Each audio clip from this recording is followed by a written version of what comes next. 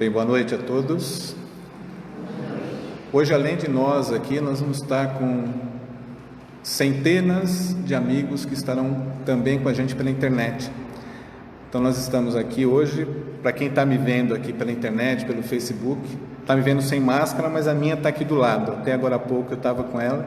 Então, nós estamos com algumas pessoas aqui, limitadas, logicamente, à legislação municipal, todos com máscara, o distanciamento necessário, permitido por lei, para que a gente possa fazer esse nosso encontro de hoje.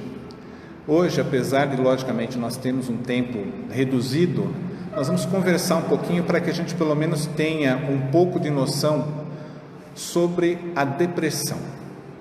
E como eu coloquei no nosso tema, a depressão, a dor da alma. Então, nós vamos tentar entender um pouquinho por que a depressão é essa dor na alma, como é que ela se causa, o que a gente pode fazer, de que forma a gente pode trabalhar com isso. Então, nós vamos conversar um pouquinho sobre a depressão. Então, para que a gente inicie nessa noite, eu vou pedir para que todos nós nos concentremos, elevemos o nosso pensamento a Deus, nosso querido Pai Criador. Agradecemos pela noite de hoje. Pedimos amparo, Senhor, por esse início desse nosso projeto, o nosso piloto de hoje nessa transmissão ao vivo, no Centro Espírita Luz Divina, aqui em Elias Fausto, em São Paulo. Que possamos, Pai, levar aos corações aflitos um pouco da mensagem do Cristo, um pouco do entendimento que a espiritualidade nos traz, para que consigamos, vencendo os obstáculos, as pedras no caminho, seguir o nosso processo de evolução. Então, assim, Pai, pedimos permissão para iniciarmos mais essa nossa conversa de hoje. Que assim seja. Graças a Deus. Bem, então, para que a gente comece a conversar um pouquinho sobre a depressão, eu procurei trazer, para que a gente tenha uma noção de realmente o que a medicina fala sobre isso, uma definição dos sentimentos que uma pessoa no estágio de depressão ela acaba tendo. Então, é uma colocação aqui da Organização Mundial da Saúde, um trecho de 93, onde fala que a pessoa em estado depressivo, ela tem perda do interesse e prazer pelas coisas. Vamos procurar ver cada um desses detalhadamente, guardar na nossa mente e vamos tentar trazer para o nosso dia a dia. Muitos de nós provavelmente conhecem pessoas que já estão no estágio depressivo. Talvez alguns de nós já tenham passado por isso. E como nós conseguimos buscar amparo no momento desse? Então, nós vamos ver essa definição médica e depois nós vamos trazer isso para o nosso comparativo espiritual. Então, ele continua: perdendo prazer pelas coisas, perdendo energia, tendo energia reduzida, levando a uma fatigalidade aumentada e atividade diminuída. Outros sintomas comuns são concentração e atenção reduzidas, autoestima e autoconfiança reduzidas, ideias de culpa e de inutilidade, visões desoladas e pessimistas do futuro, ideias ou atos autolesivos ou suicídio, sono perturbado e apetite diminuído. Então, a gente percebe aqui os sintomas que as pessoas normalmente têm quando elas já estão indicando um processo de depressão. Isso é clínico. Quando a pessoa passa por um psicólogo, um psiquiatra, muitas vezes até pela consulta de um clínico, ele acaba determinando alguns desses sintomas e orienta a pessoa para o seu tratamento. Nós temos uma prática habitual em toda casa espírita. Toda assistência espiritual, ela não dispensa o tratamento clínico. Vamos tentar entender por que isso? Porque muitas vezes a pessoa ela passou por médico, está tomando remédio, tudo, e ela acaba não conseguindo obter resultado com o que ela quer, ela vem buscar a casa espírita. E a gente, no momento do atendimento, fala para ela: olha, mas você não dispensa o atendimento clínico. E às vezes isso causa uma dúvida. Mas eu estou aqui em busca de melhora para o espírito. Vamos analisar, por exemplo, a situação do médico. o profissional da saúde.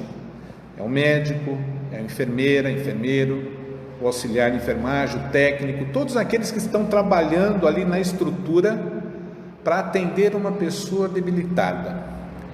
Será que eles única e exclusivamente, chegou um dia que bateu alguma coisa na cabeça e eles realmente acharam, olha, acho que eu vou fazer uma faculdade de medicina. Eu não estou fazendo nada, vou encarar aí 5 anos, mais residência e mais especializações, eu vou fazer uma faculdade de medicina, do nada. Será que é isso que acontece? A gente pega, por exemplo, uma profissão que eu admiro demais, que é a enfermeira padrão. A gente fala em enfermeira que essa área normalmente ela é ocupada, na sua grande maioria, por mulheres, mas também temos os enfermeiros padrão.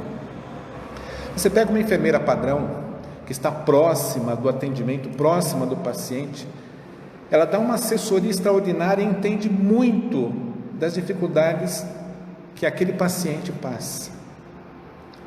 Então a gente percebe que as pessoas que estão nessas funções, na sua grande maioria, além da escolha profissional, existe ali uma obrigatoriedade da pessoa com ela mesma perante a espiritualidade. Aí a gente começa a entender por que a pessoa chega a uma casa espírita e pede-se para ela que ela continue com o seu atendimento clínico. Primeiro, por uma questão de responsabilidade. Nós não somos preparados para tratamento de pessoas com necessidades clínicas, então é importante que ela continue. Se ela toma um determinado medicamento, a orientação é que ela continue com o medicamento. Se ela tem exames a fazer, ela vai fazer os exames. E a casa espírita vai começar o seu trabalho de amparo, de assistência espiritual. Então vamos voltar um pouquinho aqui na definição da Organização Mundial da Saúde, que fala sobre o que sente aquele que está no estado depressivo: perda de interesse e prazer pelas coisas. Vamos lembrar do quadro. Vamos tentar pensar. Todos aqui já conheceram ou conhecem ou já viram alguém com estado de depressão? Não? Todos. Ou pelo menos por algo próximo, um estado de dependência. A pessoa muitas vezes ela se fecha em casa. Ela não tem mais vontade de passear, de sair. Muitas vezes esse quadro ele chega a se agravar de uma certa forma que a pessoa não consegue mais nem desenvolver uma atividade profissional. Então ele começa aqui a perda de interesse e prazer pelas coisas. Nós vamos buscar aí uma definição que foi dada por Joana de Ângeles, que ela demonstra que aquele momento onde a pessoa passa por um processo depressivo, aquele fato da depressão atingir a pessoa, isso já é trazido com ela de encarnações pregressas. Ou seja, como tudo que existe na nossa vida, tem ali o dedinho das nossas vidas passadas. Mas Luiz, então como é que eu vou conseguir fazer alguma coisa se tudo que eu tenho aqui tem envolvimento do passado? Mas é natural, nós somos seres imortais. Fomos criados simples e ignorantes e viveremos por toda a eternidade. Nós não morremos na realidade, nós passamos de ciclos. Então, como temos encarnações pregressas, vidas lá de trás, nós temos também erros cometidos que a gente tem que retornar e resgatar. Então, o processo depressivo ele está intimamente envolvido com esse nosso processo reencarnatório. Culpas muitas vezes que trazemos de vidas passadas e nessa existência a gente não consegue trabalhar com ela. A gente sente que tem alguma coisa presa, errada dentro da gente e, no entanto, nós não conseguimos trabalhar e a gente se entrega nesse estado de depressão, nesse estado de inanição, de sofrimento. Mas ele continua, levando a fatigalidade aumentada e a atividade diminuída, é o que a gente falou, às vezes até uma questão de a pessoa não conseguir mais trabalhar. Outros sintomas, concentração e atenção reduzidas. A pessoa não consegue se concentrar em uma atividade onde ela precise fazer alguma coisa. Ela não consegue ler um livro, porque a cabeça voa, ela tem pensamentos ruins. Ela não consegue desenvolver uma atividade doméstica muitas vezes. A pessoa que cuida das atividades domésticas não consegue lavar uma louça, não consegue limpar uma casa. Às vezes você chega na casa de uma pessoa em estado de depressão, você vê que a casa está uma bagunça. É uma cama que não se arruma, é uma casa que não se varre, é uma louça que não se lava. Quando a pessoa ainda tem alguém junto, que auxilia, que apoia nesses momentos, tudo bem. Mas às vezes a pessoa ela está sozinha. Então, esse momento de inanição leva a pessoa realmente a perder a capacidade de desenvolver tudo isso. Autoestima e autoconfiança reduzidas. Quando nós não gostamos de nós mesmos, nós conseguimos gostar dos outros. Sim ou não? O que vocês acham? Quem está do outro lado da telinha, o que acha? Se eu não me amo, como eu vou amar ao próximo? Deu para a gente chegar no conceito profundo do amor ao próximo? O nosso maior mandamento de nós cristãos na face da terra qual é? Ama ao teu próximo como a ti mesmo, a Deus sobre todas as coisas. Amor é um desenvolvimento, é um lenitivo, é um remédio para a depressão maravilhoso. A depressão, ela talvez como muitos não achem que é, mas ela tem as suas fases, ela atinge a criança. Vamos imaginar uma criança num lar onde ela não tem amor, onde não existe um bom relacionamento entre os pais, a casa está virada de cabeça para baixo, como muita gente fala. E essa criança, ela vai desenvolver dentro dela a falta da autoestima, a falta do amor, porque ela não conhece esse sentimento. Tudo que ela vê é desunião, tudo que ela vê é discussão, é briga. Então aí a criança pode desenvolver um quadro depressivo já na primeira idade. Na adolescência, a incidência é muito grande. Nós na adolescência a gente já tem uma dificuldade enorme daquela autoafirmação, da necessidade que nós temos de saber o que nós vamos fazer.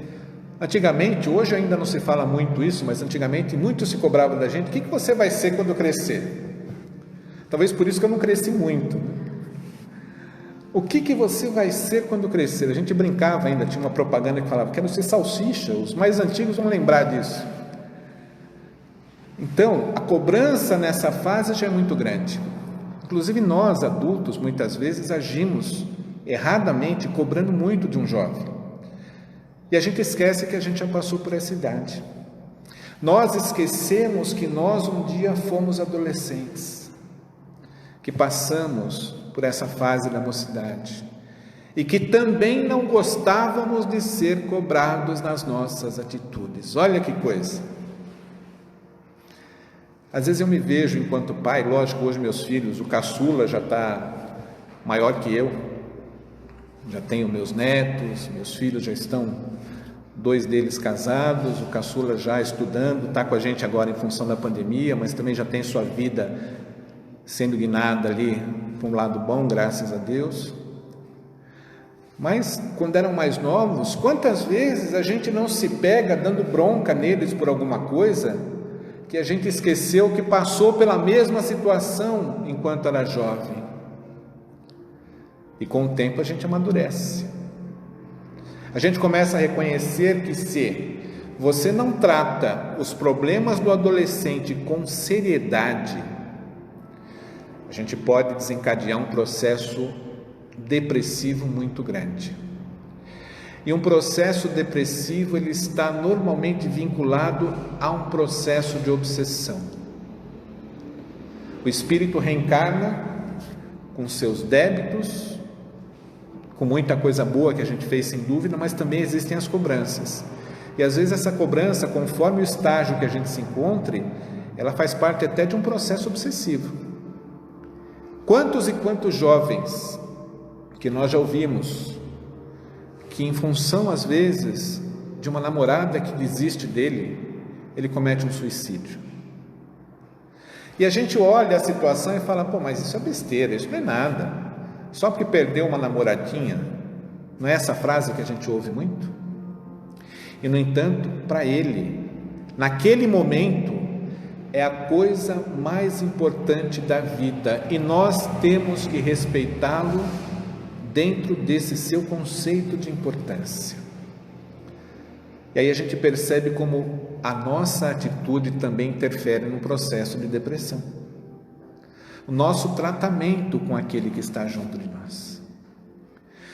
E depois na fase adulta, preocupações, desemprego, falta de dinheiro. Nesse momento de hoje, momento de pandemia, quantas e quantas pessoas já não perderam seus empregos? Quantas e quantas pessoas não perderam familiares, amigos, que desencarnaram em função do Covid?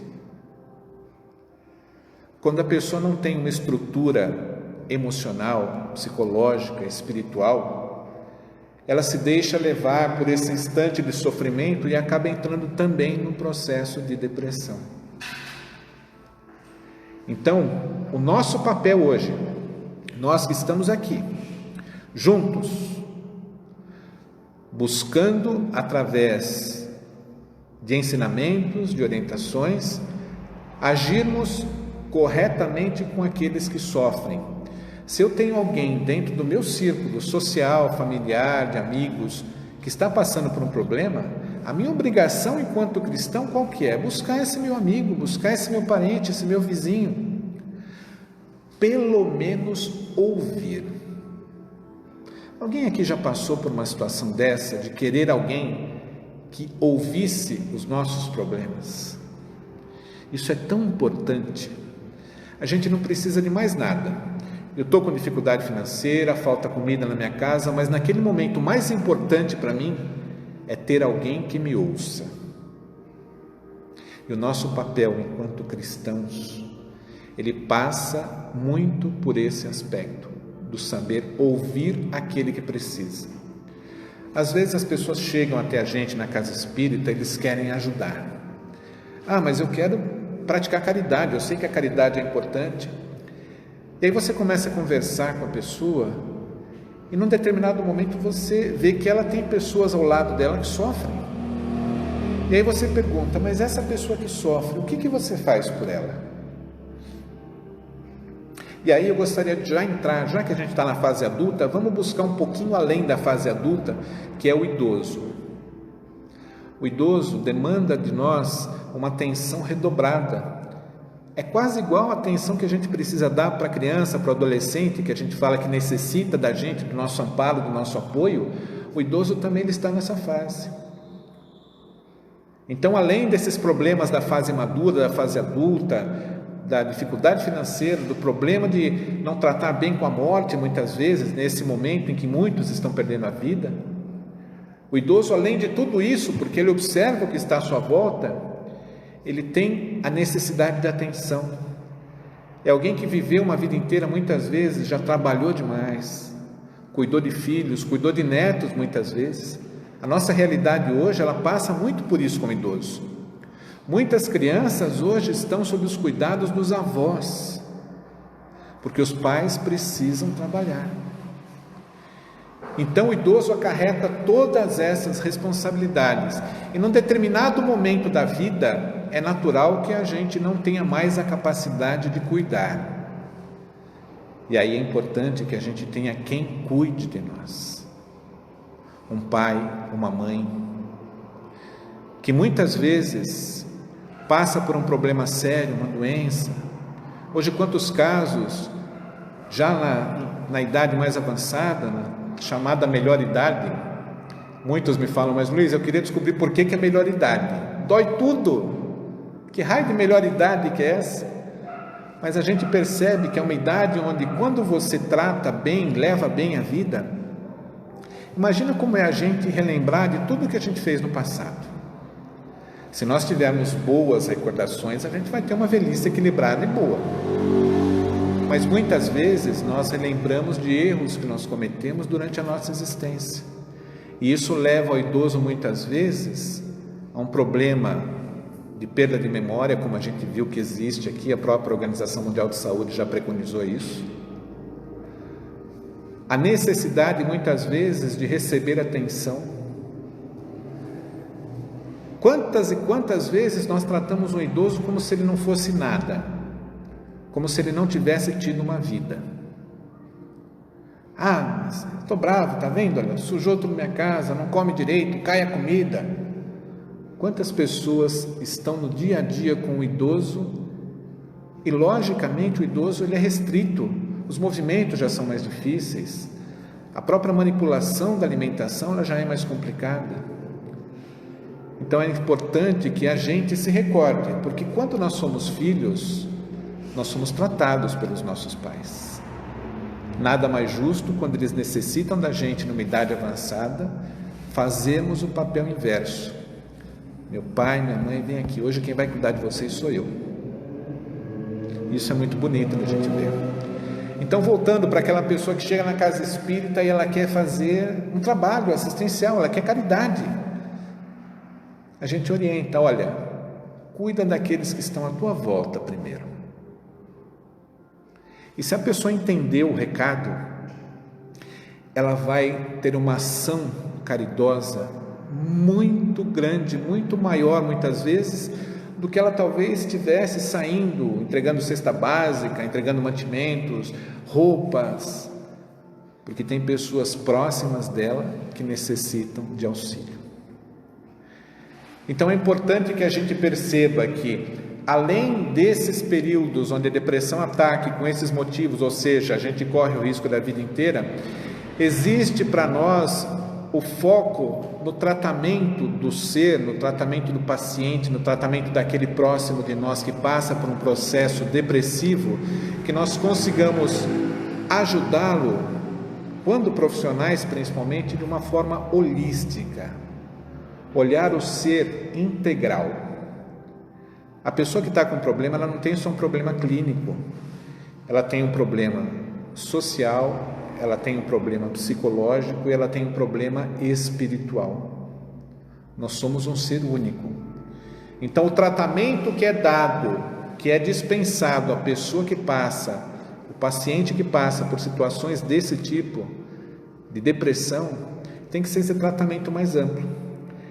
Cabe à casa espírita, cabe a quaisquer entidades espiritualistas olhar para a pessoa como um ser pleno, um ser completo.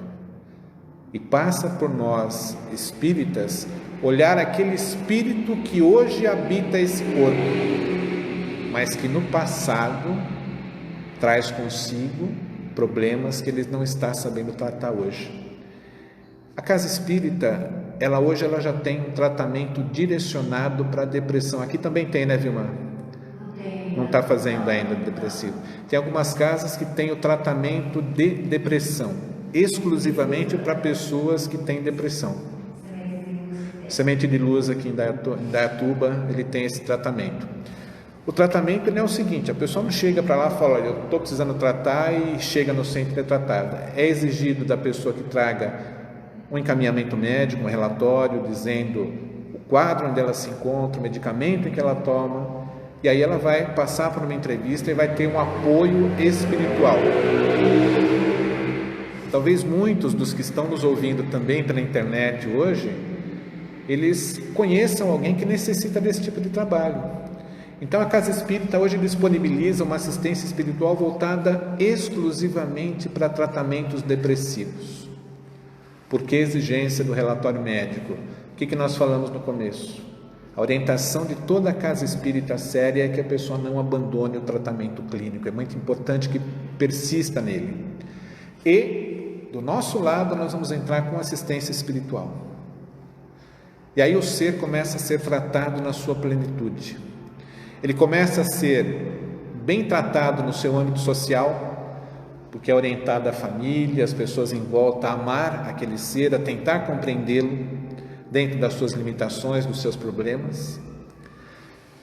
É tratado do lado clínico, do corpo físico, medicamentoso, se necessário, tratamento junto a um psicólogo, a um psiquiatra, e a casa espírita tratando do lado espiritual, a igreja onde ele se encontra, da mesma forma. Para que a gente encerre, o nosso tempo é curto, mas quem sabe a gente pode voltar outro dia para a gente dar continuidade nesse assunto sobre depressão.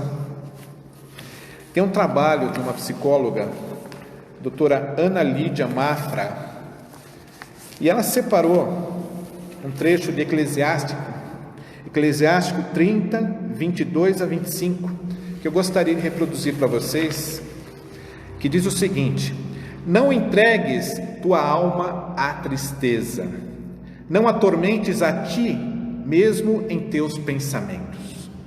A alegria do coração é a vida do homem, e um inesgotável tesouro de santidade. A alegria do homem torna mais longa a sua vida. Tem compaixão de tua alma e torna-te agradável a Deus, e sê firme. Concentra o teu coração na santidade e afasta a tristeza para longe de ti, pois a tristeza matou a muitos e não há nela utilidade alguma. A gente vê orientação bíblica para a depressão. Isso aqui é um remédio para a depressão. Felicidade. Nós tivemos esse final de semana, eu gostaria só de citar rapidinho, antes que a gente faça a nossa prece de encerramento, um seminário, um congresso, se a gente pode chamar assim, da Rede Amigo Espírita. Ela fez no sábado e no domingo, foi maravilhoso. Eu fiquei assistindo sábado e domingo o dia inteiro, é como se a gente estivesse lá participando. Inclusive gostaria de parabenizar o Zé Aparecido, que é o responsável pela Rede Amigos.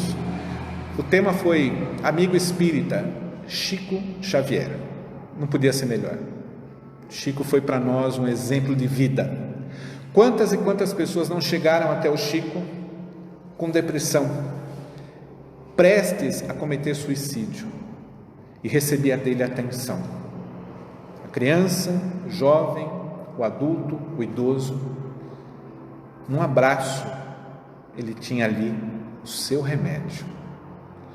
Então nós percebemos que dentro desse trabalho que a Rede Amigo Espírita trouxe, homenageando Chico, que eu achei que foi de uma sublimidade maravilhosa, aqueles que não tiveram oportunidade de ver esse final de semana, os vídeos do trabalho estão lá. É só lá jogar no Google, Rede Amigo Espírita, tem canal no YouTube, Facebook.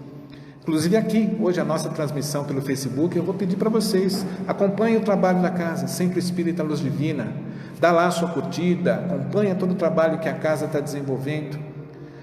Hoje o piloto, como eu falei, é a primeira vez que nós estamos desenvolvendo esse trabalho de transmissão ao vivo na casa. Que Deus possa permitir que a gente consiga levar esse trabalho para muitas e muitas pessoas. Obrigado a todos pela presença, pela paciência de estar me ouvindo.